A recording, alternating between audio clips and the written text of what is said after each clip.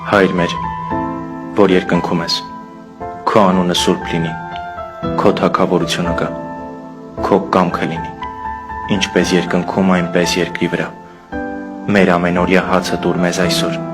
եւ մեզ ների մեր պարտքերը, ինչպես մենք կներենք մեր պարտապաններին, ու մեզ փորձության մի տանի, այլ փրկիր մեզ չարից, քանի որ քոնն է թագավորությունը, զորությունը եւ փառքը հավիտյանս հավիտենից։ Ամեն։